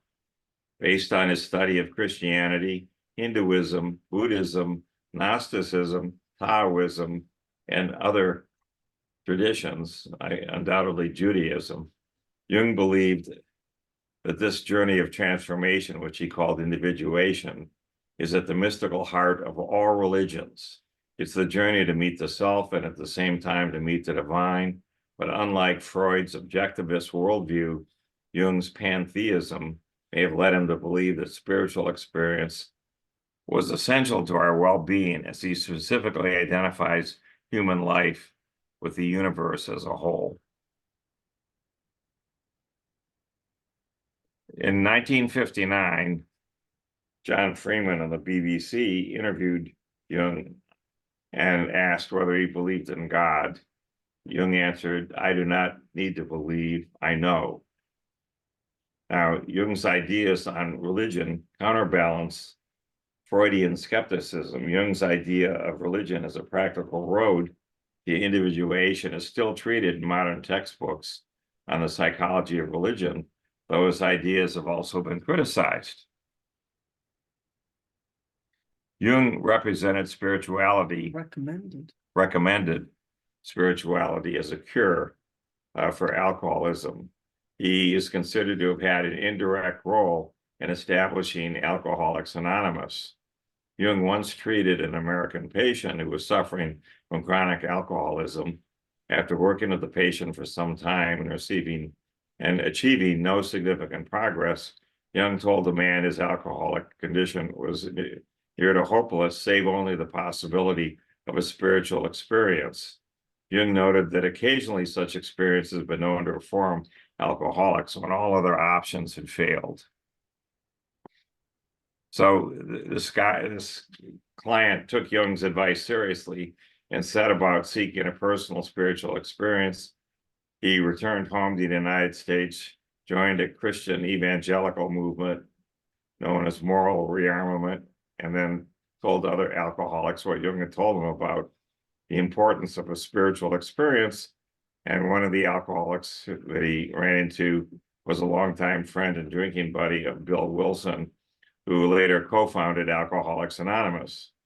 This guy Wilson was told, he became aware of all of these experiences with Jung, and the influence of Jung is indirectly found in the formation of the Alcoholics Anonymous original 12-step program. If you look at the 12 steps, having a spiritual anchor is one of the steps that's highlighted there.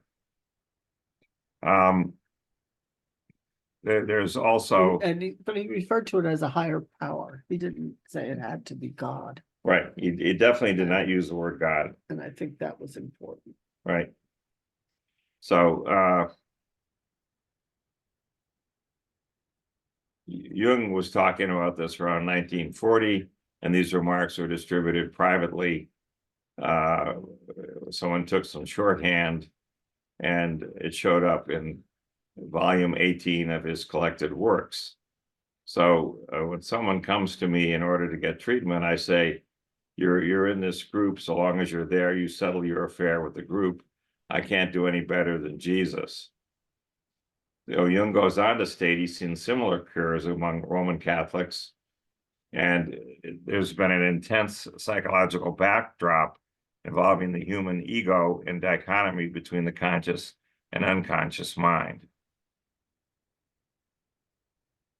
The collective unconscious, collectivus unbewusstes, refers to the structures of the unconscious mind which are shared among beings of the same species.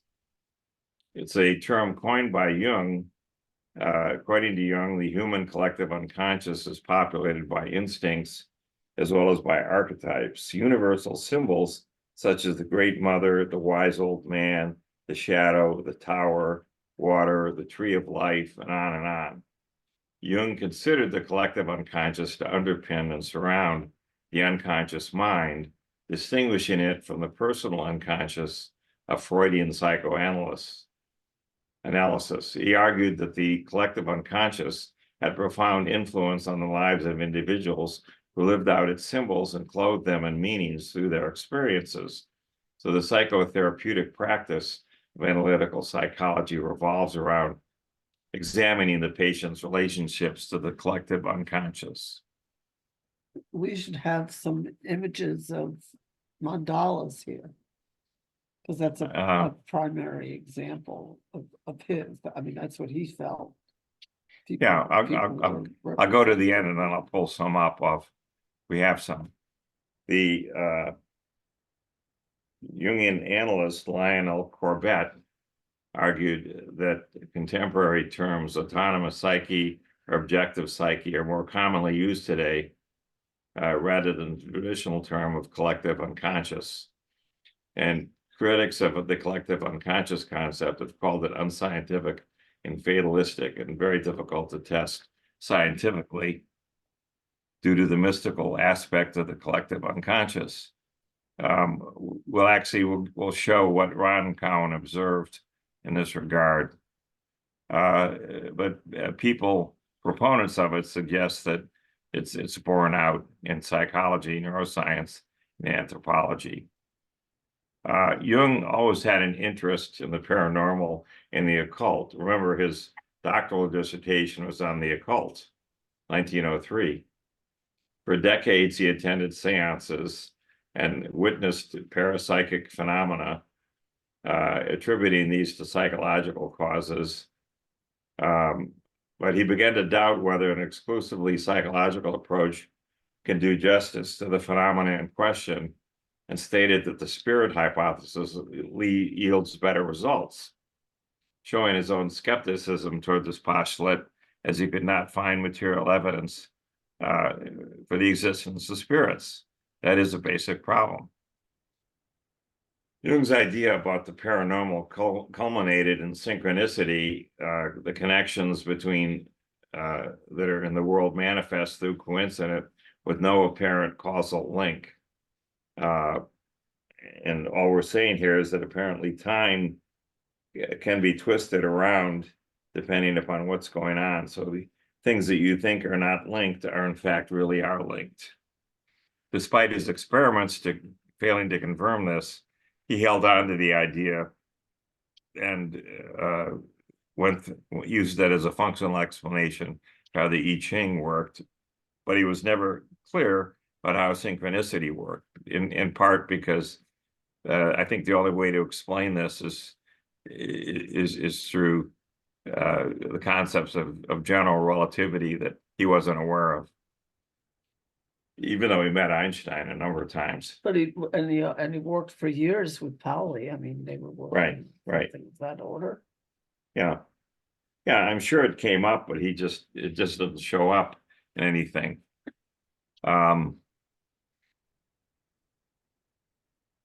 And you know, a lot of this was driven by having this duality of having particles and waves for the same entity, you know, at different times.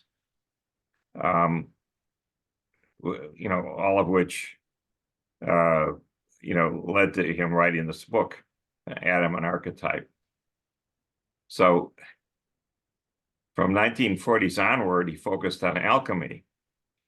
So he wrote about psychology and alchemy, and there was a direct relationship between the alchemical symbols and the psychoanalytic process, and the alchemical process of the transformation of the impure soul, which is lead, into the perfected soul, which is gold, as a metaphor for the individuation process.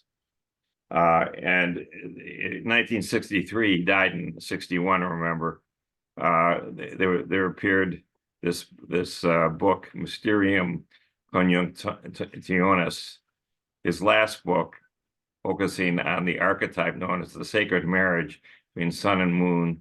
And Jung argued that the stages of alchemists, the blackening, the whitening, the reddening, the yellowing, could be taken as symbolic of individuation, which was his favorite term for personal growth.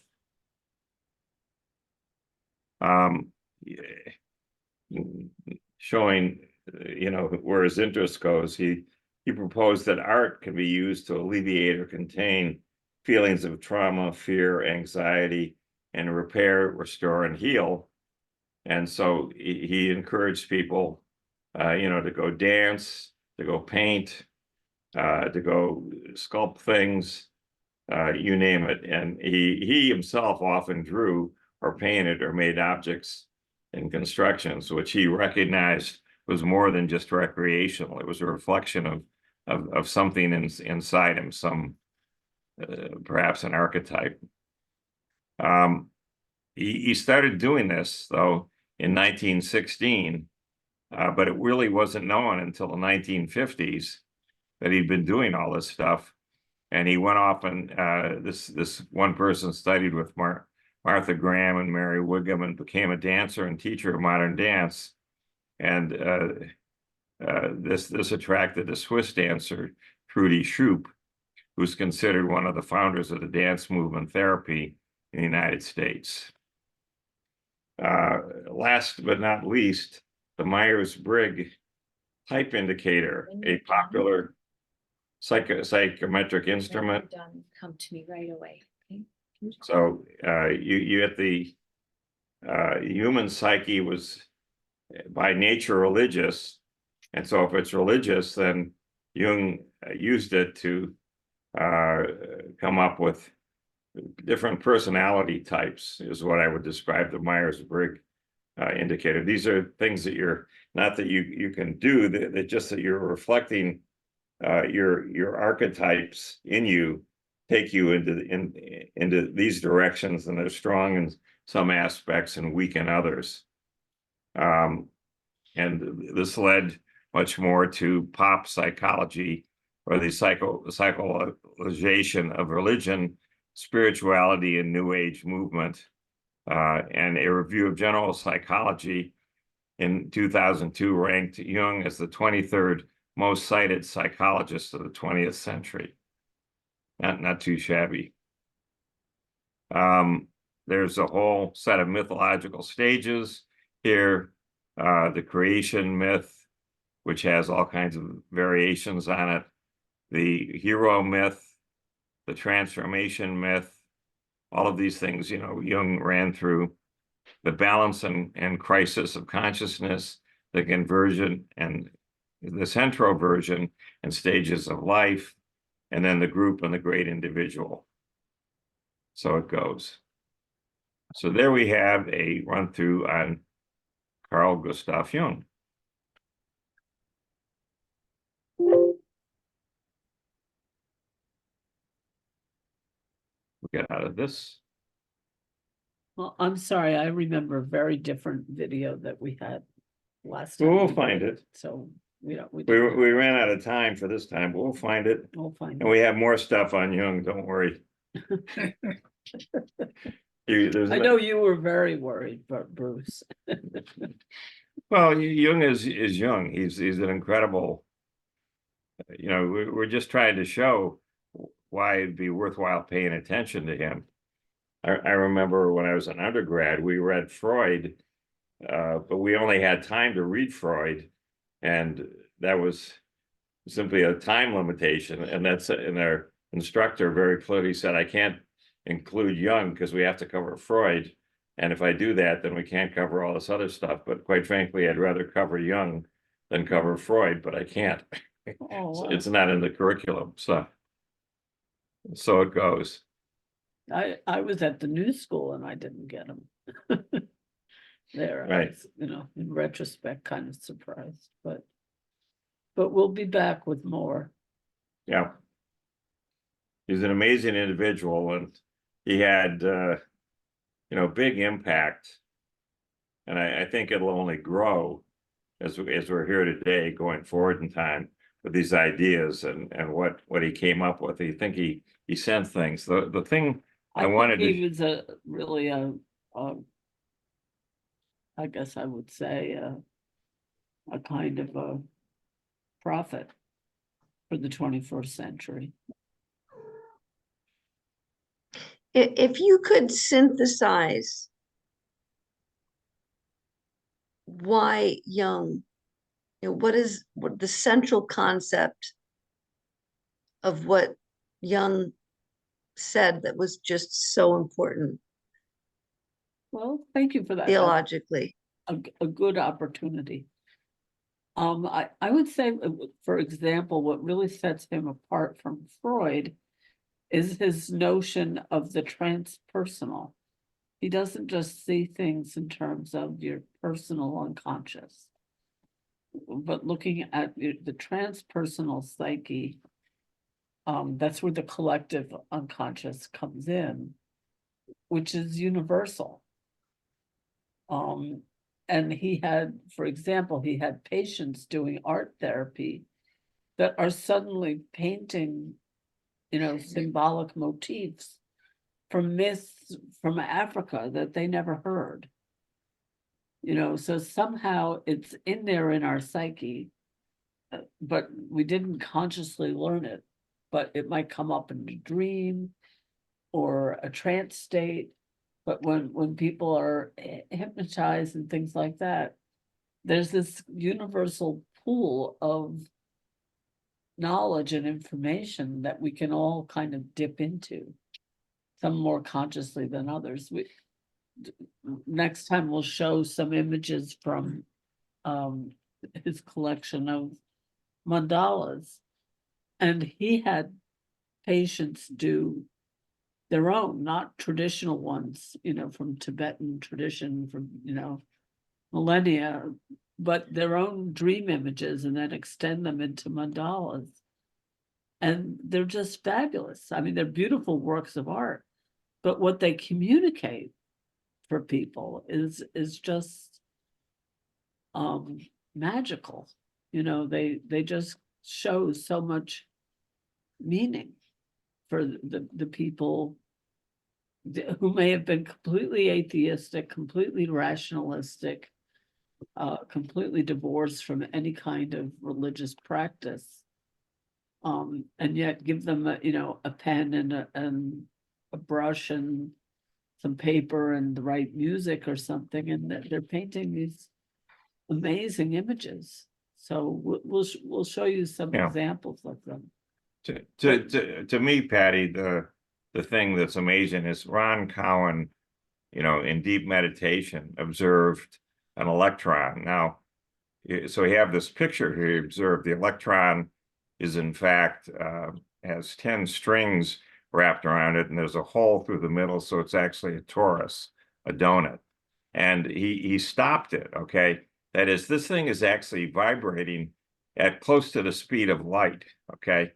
And he stopped it from vibrating, this electron, okay, that he just picked up. Now, the electron by itself is covered with what he called information blocks. So you can see there's just these little blocks all over, and that's everywhere. It's on the electrons, it's in the walls of the compartments of space, it's on the protons, the neutrons, it's everywhere. And so it apparently has the algorithms and the data for linking everything together.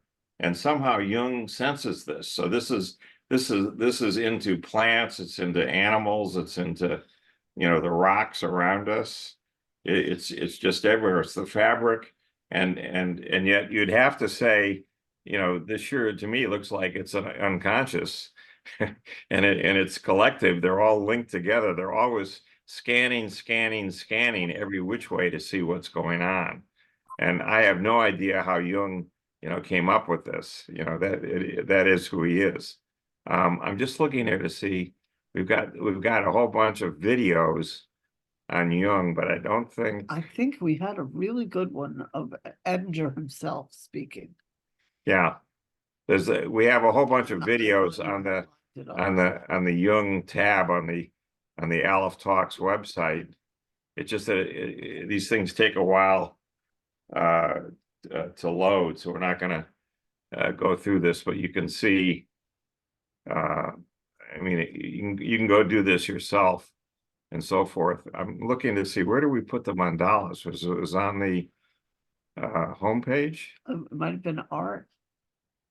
No, it was, here's a mandala. This is our labyrinth that we're going to do a week from Saturday. Yeah, come on up. And so the labyrinth is a mandala. But you walk it, and there's only one way in and one way out. And we have other pictures of mandalas. We just use this one here. So that's.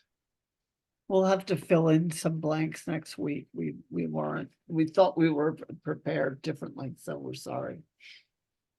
But We'll do it. But was that an adequate answer for your question, Patty? Yeah. Well, and you can see that We could go on for hours.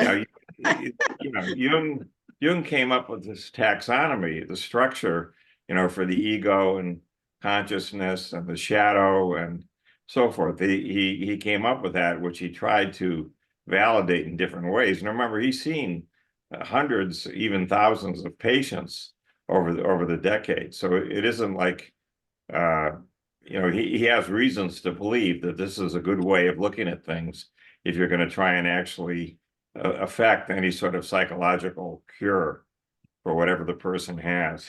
And it was very different from Freud's model. And the whole approach was very different. It wasn't really so much the medical model at all. It was really more about facilitating somebody's individuation process, whatever that may be. It's not going to be according to a formula because it's individual. And these archetypes, and it may involve are going mixed. through a psychotic experience, you know, and coming back from that rearranged. Yeah. And Jungian analysts will often go on that kind of journey with somebody for, you know, for years, to allow them to kind of dismember themselves and remember, to use shamanic language. So it's very different from a Freudian analysis. It's a lot more transpersonal. That's the word that you use that I think is, like, if you could embody it all in one: transpersonal, archetypal, this Right. shared collective unconscious. Yeah. That concept is central to what's most distinctive about him. And whereas Freud sees everything in terms of suppressed material, most likely sexual, you know, and I just don't think that's the only motivation that we have. You know, I think there's all kinds of other unconscious motivations, but they could be anything. They could be creative, they could be procreative, there's all kinds of And they could- dimensions. and from your natal birth charts, it could be these archetypes that are there astrologically that are influencing you in different ways at different points in time. So you're constantly evolving. I think that's one of the things that really So he stressed was change, evolution. and I think his psychology is stressing that it's all healthy, you know, it's all potentially healthy. It's not broken into sickness and wellness, you know. It's that the more you suppress it, the less healthy it can possibly be. But if you help the person express it consciously, it's really all about bringing it all to consciousness rather than it being quote unquote normal or abnormal. You know, we're probably all on some continuum of bisexual, you know, or other, and some more than others, but it's not about becoming, you know, totally 100%. For some individuals, that would be torture to try to become completely heterosexual. Yeah. But he's what do you think? I think we have a commentary going here. Yeah. Well, on the other hand, I believe. Thank you. Anyway, let's wrap it up and we'll see everybody, you know, online or, you know, whatever, just you can, In the ethers. you'll see everything on YouTube. So it's, It's we'll good send to out see you emails. all. All righty. Take Have a- care. Have a good Have fun. weekend. Okay. Bye-bye. We hope to see you soon. Yep. Safe travels. Okay. Bye-bye.